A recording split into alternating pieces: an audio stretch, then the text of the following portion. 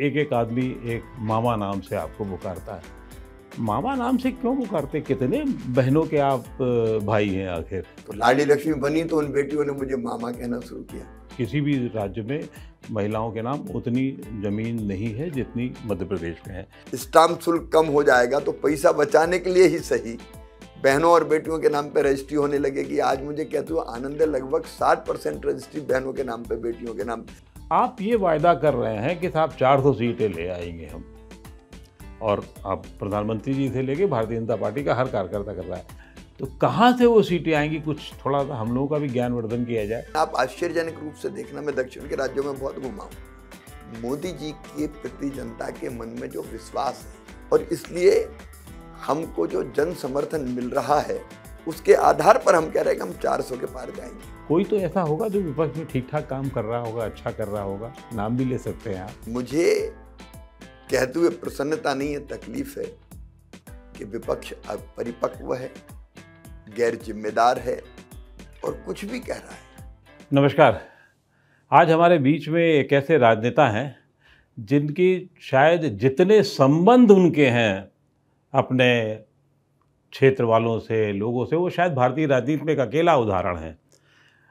आप समझ गए होंगे, नाम है उनका शिवराज सिंह चौहान जी। मध्य प्रदेश में मुख्यमंत्री बने रहने का रिकॉर्ड बना लिया है और अब वो सांसद बनने की ओर हैं। बहुत बहुत शुक्रिया शिवराज जी आपका नवोदय टाइम्स पंजाब केसरी ग्रुप के साथ धन्यवाद। मेरा सौभाग्य में आने का और बातचीत करने के लिए समय देने का। मेरा भी सौभाग्य कि आज पंजाब केसरी परिवार के साथ बैठा हूँ। बहुत बहुत शुक्रिया। जैसा कि मैंने कहा पहले, और सबके मन में एक इच्छा रहती है कि आपका जो संबंध है, जिस तरीके से आपके वोटरों के साथ में, क्षेत्र वालों, वोटर तो नहीं कहना चाहिए, क्षेत्र वालों के साथ में, वो अद्भुत है और वो किसी राजनेता का नहीं है अब तक, जो एक एक आदमी एक मामा नाम से आपको पुकारता है। मामा नाम से क्यों पुकारते? कितने बहनों के आप भाई हैं आखिर? देखिए, भारत का जो सोच है, एक ही चेतना हम सब में है और एक ही चेतना मनुष्य मात्र में नहीं है, प्राणियों में भी वही चेतना है, पेड़ पौधों में भी वही चेतना है, यहाँ तक के जड़ और चेतन में भी एक ही चेतना है जी। तो उसको तुलसी बाबा ने कहा, सिया राम में सब जगह जानिए, या हमारे यहाँ कहा गया, आत्मवत सर्वभूतेषु, सबको अपने जैसा ही मानो। जब ये मान के आप व्यवहार करते हैं तो कोई दूसरा है ही नहीं, सब अपने हैं और इसलिए रिश्ते ऐसे बनते हैं कि दूसरा कोई है ही नहीं, तो स्नेह के, प्रेम के और आत्मीयता के बनते हैं, वो केवल वोट के रिश्ते नहीं बनते। अब मैं भी मामा हूँ, क्योंकि लाडली लक्ष्मी जैसी कई योजनाएं बेटियों के कल्याण के लिए बनाई, तो बेटियां, क्योंकि मेरी कल्पना थी कि बेटी मध्य प्रदेश की धरती पर लखपति पैदा होनी चाहिए, बेटी बोझ न रहे, बेटी वरदान बन जाए और बेटी को लोग दुनिया में आने दें, कोखों को कत्ल खाना ना बनाए। तो लाडली लक्ष्मी बनी तो उन बेटियों ने मुझे मामा कहना शुरू किया। फिर बहनों के कल्याण के लिए कई योजनाएं बनी, जैसे हमने बहनों की, बेटियों के विवाह की योजना बनाई, या फिर बहनों के लिए संबल योजना बनाई। एक नहीं, लाडली बहना सहित अनेकों योजनाएं। तो उन बहनों ने भाई कहना शुरू किया तो भाई हो गया। फिर तीर्थ यात्रा जैसी योजना बनी, 2013 में मैंने बनाई थी, जहाँ बुजुर्गों की अंतिम इच्छा होती कि इस दुनिया से विदा लेने के पहले कम से कम भगवान के दर्शन कर दें, तीर्थ यात्रा हो जाए। तो उनने मुझे बेटा कहना शुरू किया। तो ये संबंध है स्नेह के, प्रेम के, आत्मीयता के, और उसी आत्मीयता के कारण जो आवश्यकताएं थी उनके अनुरूप योजनाएं बनती चली गई और मेरे रिश्ते बनते चले गए। लेकिन आपने सिर्फ इतनी सी बात नहीं है, आपने पैदा होने से लेके बाद तक में कई योजनाएं बनाई और ख़ास तौर से वो सबसे लोकप्रिय हुई कि जब ज़मीन भी जो है वो 1% पे रजिस्ट्री होने लग गई है आपके यहाँ, और वो अपने आप में बहुत बड़ा रिकॉर्ड है। शायद आज किसी भी राज्य में महिलाओं के नाम उतनी ज़मीन नहीं है जितनी मध्य प्रदेश में है। ये योजना कैसे दिमाग में आई और कैसे आगे बढ़ती चली गई? और आपने जो लाडली योजना थी, वो तो अपने आप में उसका क्रांति पिछले चुनाव के समय भी देखा, जब लगभग 1,37,00,000, अगर आंकड़ा मेरे दिमाग में सही है, तो वो उसको लाडली योजना में बहनों को पैसा दिया गया। ये सब कैसे जुड़ता चला गया? बचपन से मैंने बेटी और बेटे में भेद होते हुए देखा था। परिवार में भी? परिवार में भी मैंने भेद होते हुए देखा था। बेटा ज्यादा दुलारा और लाडला होता था, बेटी को बेटे की तुलना में माँ भी उतना ध्यान नहीं रखती थी। और फिर मैं गांव में देखता था कि अपनी पत्नी को बात बात पे पीट देना, डांट देना, अपमानित करना। और फिर मैं देखता था कि दिन भर काम करती है और सबको भोजन करा के जो बचा खुचा है वही महिला खाएगी। तो ये चीज मन में वेदना पैदा करती थी कि भगवान ने स्त्री और पुरुष दोनों बनाए, बेटा और बेटी दोनों बनाए, तो दोनों में भेद क्यों होता है। तो मन में लगता था कि ये परिस्थिति बदलनी चाहिए। अब क्यों था मुझे पता नहीं, लेकिन बचपन से था। और वही धीरे धीरे चेतना पीड़ा में बदलती चली गई और मन में संकल्प पैदा हुआ कि इस परिस्थिति को बदलना चाहिए। भगवान की कृपा हुई, जनता का आशीर्वाद मिला, मैं एमएलए बना। तो मैंने उस समय शुरू किया कि मैं अपने क्षेत्र की बेटियों की शादी करूंगा समाज के सहयोग से निःशुल्क, ताकि बेटी शादी के कारण बोझ ना मानी जाए। नहीं तो दहेज के कारण भी बोझ मानते थे, अगर बेटी की शादी आफत है। तो वो शादी करना शुरू किया। एक बार मैं सांसद बना तो 3 बेटियां मैं ले आए जिनके माता पिता नहीं थे, पिता जेल में था और माता की डेथ हो गई थी, कौन पाले। ऐसी 7 बेटियां मैं अपने घर में लेके आया, जिसको मेरी धर्मपत्नी ने पाला और उनको विवाह करके हमने फिर विदा भी किया। लेकिन मन में एक तरफ थी कि स्त्री और पुरुष बराबर है, बेटा बेटी बराबर है। लेकिन ये केवल कहने से नहीं होगा। तो मुख्यमंत्री बनते ही मेरे दिमाग में आया कि बेटी को बोझ तब नहीं मानेंगे जब वो लखपति पैदा होगी। तो जैसे मैंने बताया, उसमें से लाडली लक्ष्मी योजना बन गई। फिर विवाह भी बोझ ना रहे, इसलिए सरकार शादी करेगी, तो हमने कन्यादान योजना बना दी। गृहस्थी का पूरा सामान सरकार देती थी गरीब बेटियों की शादी में। उसके बाद एक के बाद एक 2007 में मैंने 50% रिजर्वेशन स्थानीय निकाय के चुनाव में बहनों को और बेटियों को दिया, ताकि वो जनपद पंचायत, जिला पंचायत के अध्यक्ष से लेके पंच, सरपंच, मेयर, नगर पालिका अध्यक्ष ये बने। तो उसी से महिला सशक्तिकरण होगा, ये मेरे मन में था। और जैसा आपने अभी बताया कि फिर मुझे लगा कि संपत्ति लोग पुरुष के नाम पे, बेटों के नाम पे खरीदते हैं, बहू के नाम पे कोई नहीं खरीदता। तो मैंने कहा कि इसमें थोड़ा टैक्टफुली काम करो। अगर स्टाम्प शुल्क कम हो जाएगा तो पैसा बचाने के लिए ही सही बहनों और बेटियों के नाम पे रजिस्ट्री होने लगेगी। आज मुझे कहते हुए आनंद है, लगभग 60% रजिस्ट्री बहनों के नाम पे, बेटियों के नाम। आदमी को खरीदना तो पत्नी के नाम पे खरीद लेता है कि यार हिसाब किताब लगा के इसमें 4 लाख रुपए बच जाएंगे, 2 लाख रुपए बच जाएंगे।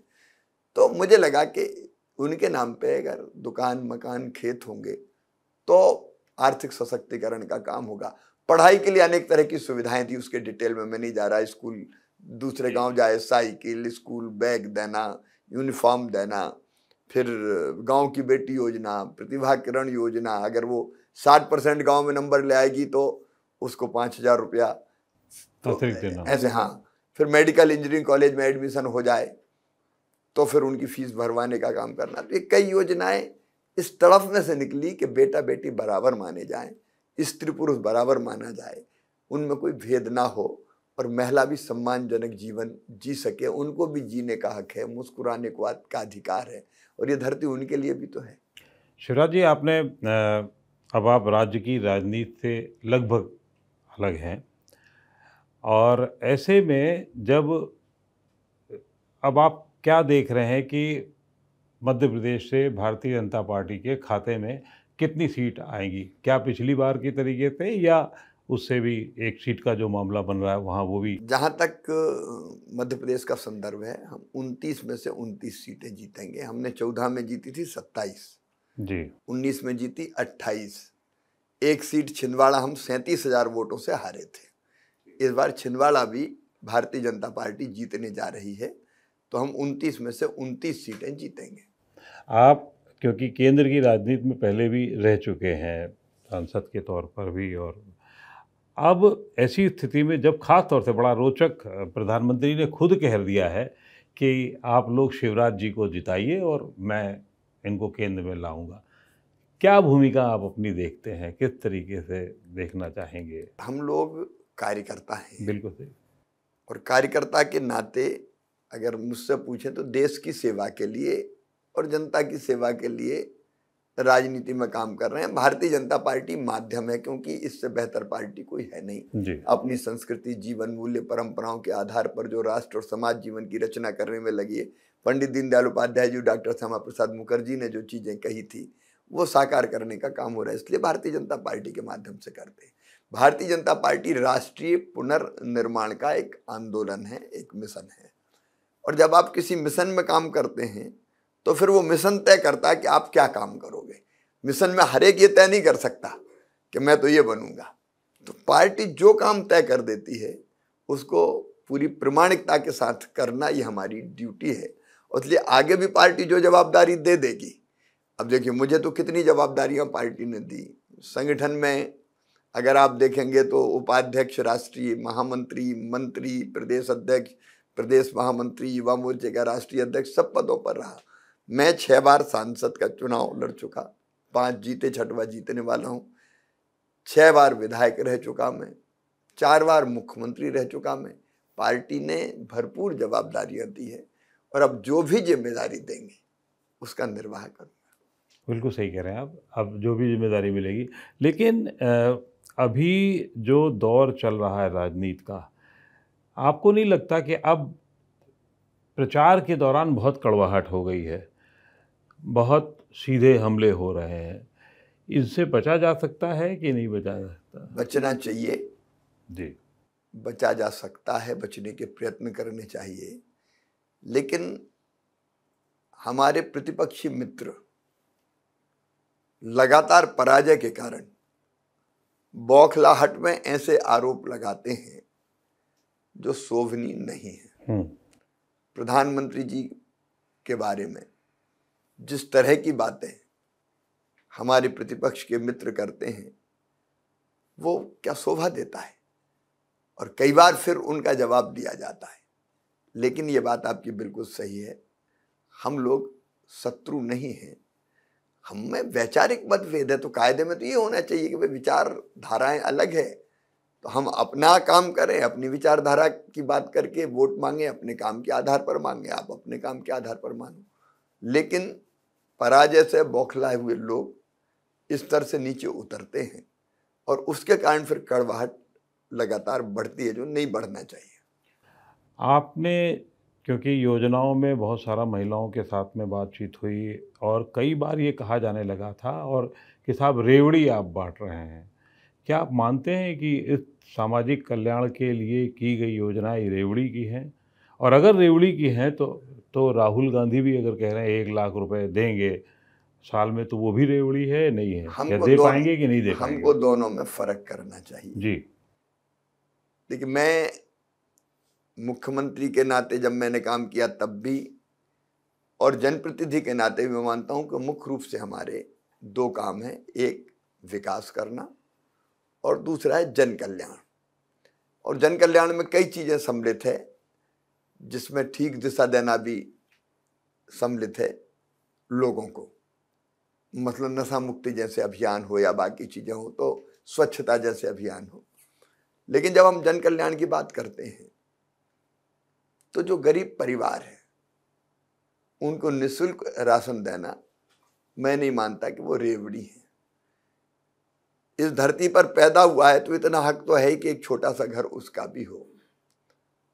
अगर घर बनाने का सामर्थ्य नहीं है और मकान देना, वो रेवड़ी नहीं है। लेकिन कुछ भी कह देना है, हम तो इतने रुपया डाल देंगे, हम फलाना कर देंगे, कुछ भी बिना सोचे समझे, इसको कहते हैं वोट बैंक के लिए आप काम कर रहे हो। प्रधानमंत्री जी गरीब कल्याण योजना के अंतर्गत निःशुल्क राशन दे रहे हैं, गर्व का विषय, हम लोगों के लिए मकान बना रहे हैं, गर्व का विषय, फ्री में इलाज, अगर सामर्थ्य नहीं तो इलाज तो बुनियादी हक है, ये रेवड़ी नहीं है। लेकिन केवल वोट के लिए कुछ भी वादे कर देना, अब जैसे तुरंत खटाखट आ जाएगा 1 लाख रुपया, आजकल राहुल गांधी कह रहे हैं ठकाठक 1 लाख रुपए आ जाएगा, 1 लाख खाते हैं। अब ये है फिर रेवड़ी बांटना भी कह लीजिए, और ये बांट ही नहीं पाएंगे, क्योंकि पहले भी कांग्रेस ने कर्ज माफी की बात कही, मध्य प्रदेश में भी, छत्तीसगढ़ में कर्ज माफ नहीं कर पाए। फिर उन्होंने दाएं बाएं कई बैरियर लगा दिए, इसका नहीं, इसका नहीं, इसका नहीं, इसका नहीं करके। प्रधानमंत्री ने अगर प्रधानमंत्री किसान सम्मान निधि दी तो सबके खाते में गई, वो रेवड़ी नहीं है। और इसलिए दोनों में हमको फर्क करना पड़ेगा। जरूरत की चीज जनता को उपलब्ध करवाना वेलफेयर स्टेट की, कल्याणकारी राज्य की जिम्मेदारी है। क्या आपको ये नहीं लगता है जब भी कोई राजनेता इस तरीके की कथित घोषणा करे तो वो ये भी बताए कि इसका स्टेट एक्सचेंजर पर कितना पैसा खर्च आएगा, ताकि लोगों को साफ तो हो। अब ये 1 लाख रुपए साल देंगे तो 30 लाख करोड़ आएगा, कहाँ से लिया जाएगा, कहाँ से दिया जाएगा? इसलिए ये बात आपकी बिल्कुल ठीक है कि अगर आप कोई वादा कर रहे हो तो तर्कों से उसको सिद्ध करो। कैसे? जैसे मैंने लाडली बहना योजना बनाई, मेरा बजट 3,19,000 करोड़ रुपए का, पिछले जब मैं मुख्यमंत्री बना तो 21,000 करोड़ का था। मैंने पैसे की व्यवस्था की, बढ़ते बढ़ते बढ़ते बढ़ते 3,19,000 करोड़ हो गया। उसके 2 साल पहले अगर आप देखेंगे तो ये बजट 2,21,000 करोड़ के आसपास था। 2 साल में 1,00,000 करोड़ बढ़ गया। अब मेरे पास ये पैसा है, मैंने सोचा कि गरीब बहनों को उनके न्यूनतम आवश्यकताएं पूरी करने के लिए मैं अगर उनके खाते में पैसा दूंगा तो 16,000 करोड़ रुपए का खर्चा आएगा। मेरे पास क्योंकि 3,19,000 करोड़ का बजट है, मैं विकास के कामों को प्रभावित किए बिना कैपिटल एक्सपेंडिचर लगातार मैंने बढ़ाया। तो कैपिटल एक्सपेंडिचर भी किया, जरूरी सारे काम किए और बहनों को पैसा भी दे दिया। हमको इस तर्कों से सिद्ध किया। मैंने बताया, जब मुझे पूछा तो मैंने कहा हाँ, इतना बजट है, इसमें से दूंगा मैं। तो आपने बिल्कुल सही कहा कि हम अगर वादा कर रहे हैं तो बताएं तो पूरा कैसे करेंगे। आप ये वायदा कर रहे हैं कि साहब 400 सीटें ले आएंगे हम, और आप प्रधानमंत्री जी से लेके भारतीय जनता पार्टी का हर कार्यकर्ता कर रहा है। कई स्टेट ऐसी हैं जो बिल्कुल लबालब हैं, मध्य प्रदेश भी उसमें मान लेते हैं, गुजरात भी मान लेते हैं, छोटी स्टेट भी बहुत सारी ऐसी हैं जिसमें वो हैं लबालब। आखिर अतिरिक्त सीटें आएंगी कहाँ से? कहाँ से आपका विश्वास? अब आप तो पूरे देश में घूम रहे हैं, अभी आप पश्चिम बंगाल भी गए, मध्य प्रदेश घूम ही रहे हैं, दिल्ली घूम रहे हैं आप, और बिहार घूम रहे हैं, तो कहाँ से वो सीटें आएंगी? कुछ थोड़ा सा हम लोगों का भी ज्ञानवर्धन किया जाए। देखिए, आप पूरे देश को अगर आप देखेंगे तो आज भी अकेली बीजेपी के पास 303 सीटें, और हमारे समर्थक एनडीए के और समर्थक दलों को मिला लें तो हम तो 400 के आसपास हैं अभी भी। अब अगर सीटों का सवाल है, पश्चिम बंगाल में हम सीटें बढ़ाएंगे, उड़ीसा में हम सीटें बढ़ाएंगे, तेलंगाना में निश्चित तौर पर हम सीटें बढ़ाएंगे, आंध्र प्रदेश में हमारी सीटें बढ़ेगी, केरल है नहीं, अब और होंगी हमारी। टीडीपी के साथ बोले तो ओवरऑल एनडीए की भी बढ़ेगी, लेकिन बीजेपी की भी सीटें आएंगी। केरल और तमिलनाडु में हम खाता खोलने वाले हैं। लेकिन आप आश्चर्यजनक रूप से देखना, मैं दक्षिण के राज्यों में बहुत घुमा हूँ, मोदी जी के प्रति जनता के मन में जो विश्वास है, और मैं केवल विश्वास नहीं करूंगा, ये पूरा पश्चिम उत्तर दक्षिण सब जगह एक श्रद्धा और भक्ति का भाव है कि भारत को कहाँ से कहाँ ले गए नरेंद्र मोदी। और चाहे गरीब कल्याण की हो, महिला कल्याण की हो, युवा कल्याण की हो, किसान कल्याण की, जो योजनाएं बनाई, उनके कारण इन सब वर्गों के मन में भरोसा है कि मोदी है तो मुमकिन है। मोदी जी बिल्कुल ठीक दिशा में देश को ले जा रहे हैं, और वो तो मानते हैं मोदी जी मतलब भारत को भगवान का वरदान। तमिलनाडु जैसे राज्य में भी मैंने कहा खाता खुलेगा, तो ये तो एक बात कही, लेकिन वोटिंग परसेंटेज देख के सबको सुखद आश्चर्य होगा, हमारी वोट बहुत बढ़ने वाली है। तो सब तरफ मोदी जी की लोकप्रियता के कारण, भारतीय जनता पार्टी की सरकार ने जो काम किया उसके कारण आज हर जगह फिर से इस सरकार को और ताकत से वापस लाओ। दूसरी तरफ आप देखेंगे इंडी गठबंधन, कहीं की ईंट कहीं का रोड़ा, भानुमति ने कुनबा जोड़ा। उसका क्या स्वरूप है? कौन प्रधानमंत्री होगा? कैसे गठबंधन की सरकार बनेगी? क्या नीतियां हैं आपकी? कॉमन मिनिमम प्रोग्राम कोई है कि नहीं है आपका? कोई ने डिस्कस ही नहीं किया। जिनके पास 22 सीटें हैं वो कह रहे हैं कि हम तो 2 करोड़ नौकरियां देंगे। 22 सीटों पे लड़ रहे हैं, 22 सीटें नहीं है। कोई 22 पे लड़ रहा है, कोई 24 पे लड़ रहा है, कोई 28 पे लड़ रहा है। कांग्रेस 319 पे लड़ रही, और वादे हैं कि ठकाठक 1 लाख। अब ये कहाँ से? तो लोगों को ऐसे गठबंधन पर भरोसा नहीं है, भरोसा है मोदी जी में। और इसलिए हमको जो जन समर्थन मिल रहा है उसके आधार पर हम कह रहे हैं कि हम 400 के पार जाएंगे। एनडीए मतलब INDIA गठबंधन ने अभी कहा है कि साफ दावा किया है, राहुल गांधी भी कह रहे हैं, बाकी लोग भी कह रहे हैं कि हम 300 के आसपास पहुंचेंगे। और अखिलेश यादव ने तो अपने अलग तरीके का फार्मूला दे दिया कि हम लोग एक एक साल सब लोग प्रधानमंत्री होंगे। आप उस पर क्या टिप्पणी करना चाहेंगे? तमाशा है क्या ये देश? ये कोई खेल चल रहा है कि ये एक पीरियड तू खेल, एक पीरियड मैं खेलूं, एक पीरियड ये खेले? देश को तमाशा बनाएंगे क्या? इनने पहले क्या किया आप देख लीजिए। 96 के बाद कुछ समय देवे गौड़ा जी, कुछ समय गुजराल साहब, और कैसी लूट मची थी आप देखें। कोलेशन की जब सरकारें बनाई, और कांग्रेस का तो धंधा ही रहा है, चौधरी चरण सिंह जी को समर्थन दे दिया, मुरारी जी की, देसाई जी की सरकार 77 की बाद जो 80 में बने, और बाद में 1 महीने बाद उनको गिरा दिया। क्या क्या खेल हुए हैं इनके। गठबंधन पहले भी हुए, बेमेल गठबंधन। स्वार्थों के आधार पर जो लोग इकट्ठे होते हैं, समान स्वार्थों के आधार पर, वो देश का भला नहीं सोचते, वो केवल खुद की सोचते हैं। और इसलिए ये देश के साथ मजाक कर रहे हैं। अभी भी इनमें दम और हिम्मत हो तो इनको कहना चाहिए कि फलाना प्रधानमंत्री होगा, ये कॉमन मिनिमम प्रोग्राम हो। जिसके मन में जो आ रहा है कुछ भी कहे जा रहा है। 2 करोड़ नौकरी मैं दे दूंगा, कोई कह रहा है 1 लाख रुपया फटाफट खटाखट पहले दिन से आना शुरू हो जाएगा। क्या मजाक है क्या? जनता को समझते क्या है? लेकिन आप लोग तो नौकरियों की बात ही नहीं कर रहे हैं। हम बात नहीं करते, हम करते हैं। नरेंद्र मोदी जी ने, प्रधानमंत्री जी ने कहा था 10 लाख नौकरियां 1 साल में, नियुक्ति पत्र दिए पीएम ने। और केवल पीएम साहब ने नियुक्ति पत्र नहीं दिए, राज्य के मुख्यमंत्री के नाते उस समय तत्कालीन में जब था मुख्यमंत्री, तो हम हर महीने नियुक्ति पत्र देते थे, सरकारी नौकरियों के भी। प्राइवेट के अलग थे, रोजगार मेले लगाते थे। तो रोजगार पे हमने बात नहीं की, रोजगार पे हमने काम किया है। 2 चीज़ें बहुत चर्चा में हैं। एक है आरक्षण, और आरक्षण को लेकर कहा जा रहा है कि अब, और दूसरा है संविधान। आरक्षण को लेकर कहा जा रहा है कि कम कर दिया जाएगा, हटा दिया जाएगा, और संविधान को लेकर के चर्चा हो रही है कि संविधान का ख़त्म कर दिया जाएगा। और ये पहली बार ऐसा हो रहा है जब भारतीय जनता पार्टी, कई बार ऐसा लगता है कि अपने मुद्दों को गिनाने की जगह, विकास और बाकी को मुद्दे गिनाने की वजह, उनकी पिच पर उसको जवाब देना पड़ रहा है। हम दोनों चीजें कर रहे हैं। एक, हम केवल कल के भारत की बात नहीं कर रहे, 2047 का भारत कैसा होगा, तैयारी उसकी है प्रधानमंत्री नरेंद्र मोदी जी की, भारतीय जनता पार्टी की सरकार की।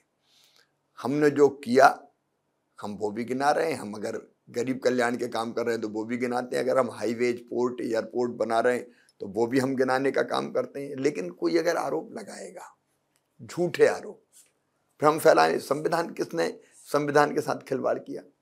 संविधान के साथ खिलवाड़ अगर किया तो श्रीमती स्वर्गीय इंदिरा गांधी जी ने किया। आपने देखा कैसे आपातकाल लगा था, कैसे संविधान में संशोधन हुए थे। वकील, अपील, दलील कुछ नहीं बचा था। मेरी उम्र थी उस समय 17 साल। पकड़ के हमको 11th में, 11वीं में पढ़ता था मैं, मॉडल स्कूल का प्रेसिडेंट था मैं।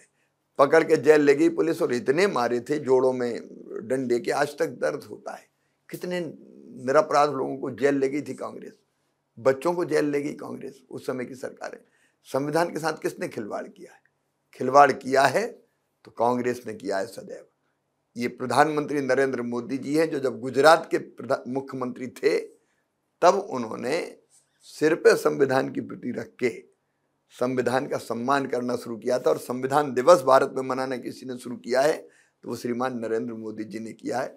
संविधान सर्वथा सुरक्षित हाथों में है। खतरे में कांग्रेस है, खतरे में विपक्ष है। इसलिए झूठी चीजों को मुद्दा बनाने की कोशिश करते हैं, भ्रम फैलाने का काम करते हैं। संविधान भी सुरक्षित है, और प्रधानमंत्री जी ने स्वयं कहा है कि आरक्षण कोई समाप्त नहीं कर सकता।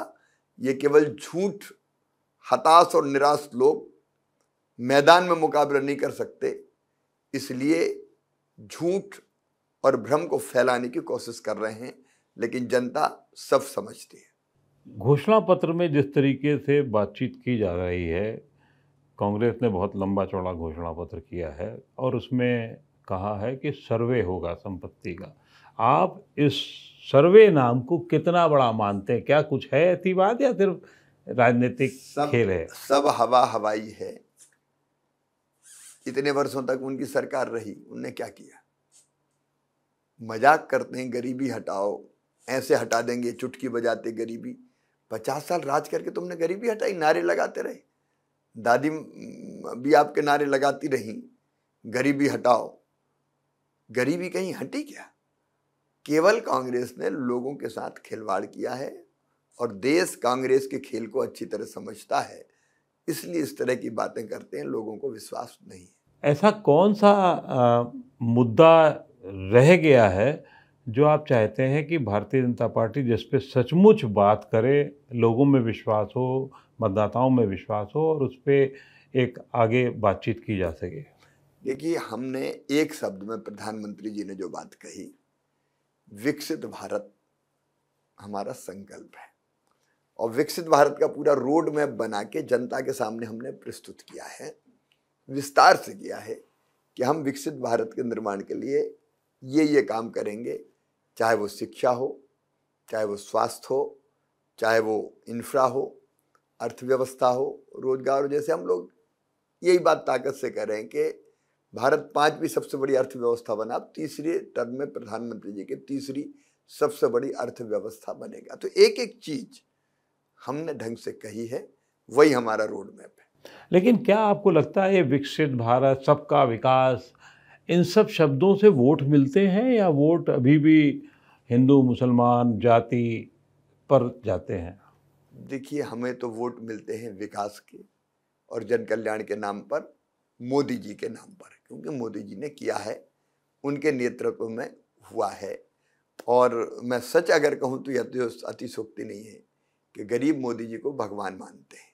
उनकी कई समस्याओं का समाधान जिस ढंग से हुआ है, मान सम्मान की जिंदगी आज जी रहे हैं। एक दूसरा, जो काम पहले माना जाता था कि केवल नारे हैं, अब जैसे हम लोग कहते थे एक देश में 2 निशान, 2 विधान, 2 प्रधान नहीं चलेंगे, डॉक्टर श्यामा प्रसाद मुखर्जी ने बलिदान दिया, पंडित दीनदयाल उपाध्याय तब से लेके हम कहते चले आ रहे थे, तो कई लोग मजाक करने लगते थे, ये तो होने वाला नहीं है, केवल वोट के लिए करें। आज आप देखेंगे 370 हट गई, और आज कश्मीर में जो शांति है, जैसे वोट डले हैं, लोकतंत्र की बयार बह रही है, सबको लग रहा है, पूरी दुनिया को, कि प्रधानमंत्री जी के नेतृत्व में कैसा काम कश्मीर में हुआ है। अब हमने अपने कुल मिला के प्रस्ताव में राम मंदिर के निर्माण का रास्ता प्रशस्त करेंगे। भगवान श्री राम का मंदिर बन गया, 3 तलाक जैसी चीजें खत्म हो गई। इतनी चीजें हैं गिनाने के लिए। तो आप अगर देखेंगे तो देश की प्रगति और विकास, चाहे वो आर्थिक विकास हो, इंफ्रा का विकास हो, हर सेक्टर में काम किया है। अब आप देखते हैं रोज कैसे हाईवे बन रहे हैं। मैं बहुत विस्तार में नहीं जाऊंगा, तो ये जो ओवरऑल जो पिक्चर है समृद्धि का और विकास का, वही लोगों को प्रेरित करता है और वही लोगों को फिर सोचने के लिए प्रेरित करता है कि फिर भाजपा को वोट दें, ताकि ये विकास का काम और देश को आगे बढ़ाने का काम मोदी जी के नेतृत्व में ऐसे ही होते रहे, ये गति अवरुद्ध ना हो। 370 के बारे में कहा जाता है कि जो नहीं हो सकता था वो भारतीय जनता पार्टी ने कर दिया। 3 तलाक को लेकर के भी ऐसी भावना थी, राम मंदिर निर्माण को लेकर के भी ऐसी भावना है। लेकिन जब मैं वोटरों से मिलता हूँ, घूमता हूँ, ये बातें धीरे हो गई हैं, दब गई हैं। क्या इसका वोटर के मन में प्रभाव कम हो गया या इस कारण से लोग भारतीय जनता पार्टी को वोट देंगे, ऐसा आप मानते हैं? लोग आनंदित और प्रसन्न हैं कि असंभव को संभव किया है मोदी जी की सरकार ने। उम्मीद है इसलिए है कि अब विकसित भारत का जो रोड मैप हमने बनाया है, उसको भी मोदी जी जमीन पे, मोदी जी उनकी सरकार उतारेगी, लोगों का विश्वास है। लेकिन मंदिर कभी हमारे लिए वोट प्राप्त करने का साधन नहीं रहा, वो श्रद्धा और आस्था का केंद्र है। लेकिन जब ओवरऑल आप कोई काम करते हैं तो जनता के मन पे उसका सकारात्मक असर तो पड़ता ही है।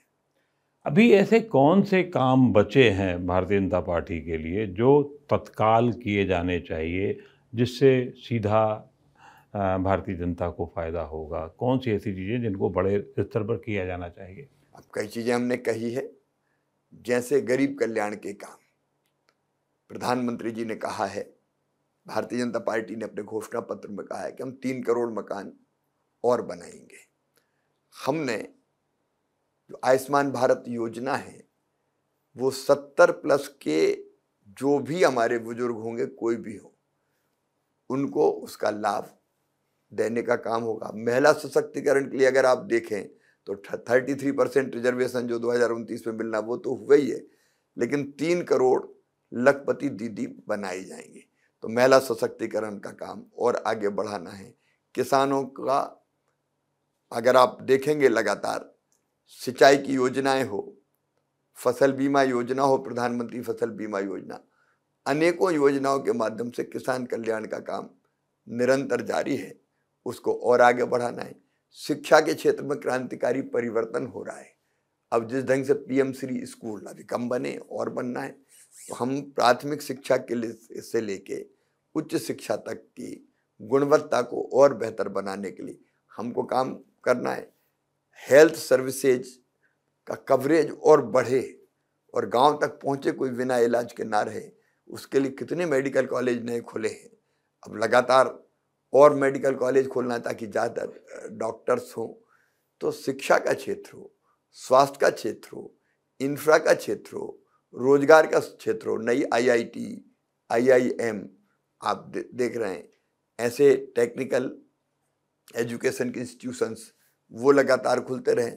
तो काम कई है जो अभी हमें करना है और उसकी पूरी प्राथमिकता हमने तय करके रखी। एक चीज़ बताइए, बड़ी बात भ्रष्टाचार को लेकर के होती है, लेकिन क्या सचमुच भ्रष्टाचार कोई एक मुद्दा है, या आप लोगों ने इतनी कोशिश की, ऊपर के लेवल पे तो बहुत सारी चीज़ें समझ में आती है कि नहीं होता है भ्रष्टाचार या नहीं हो रहा है, लेकिन नीचे तो उसी तरीके से है, नगर निगम से लेकर के और बाकी जगह आम आदमी को भटकना ही पड़ता है उसके लिए। देखिए, आप एक चीज 2014 तक केंद्र सरकार के मंत्रियों पर कितने आरोप थे, आरोप ने घोटाले हुए, और जिसके कारण प्रबल जन आंदोलन खड़े हुए, अन्ना हजारे जी भी मैदान में और अंततः सरकार को उखाड़ के फेंक दिया गया। मैं गर्व के साथ कहता हूं कि इन 10 सालों में एक भी आरोप प्रधानमंत्री नरेंद्र मोदी जी के किसी मंत्री पर नहीं लगा, किसी विभाग पर नहीं लगा, कि इसको हम उपलब्धि नहीं मानते।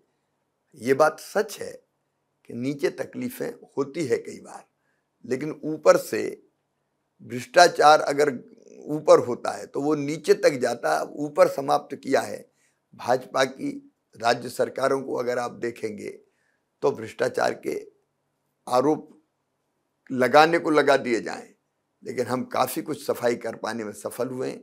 और नीचे तक इन चीज़ों, कई जगह नगर निगमों में, नगर पालिकाओं में भी कई जगह भ्रष्टाचार को निर्मूल करने का काम, मैं सब जगह की बात नहीं कर रहा, कई चीज़ों में दिक्कतें होती हैं, लेकिन भारतीय जनता पार्टी ने मोदी जी के नेतृत्व में जितनी प्रभावशाली पहलें की है, लगातार वो चीज़ें ऊपर से समाप्त होकर नीचे तक समाप्ति की तरफ जा रही है।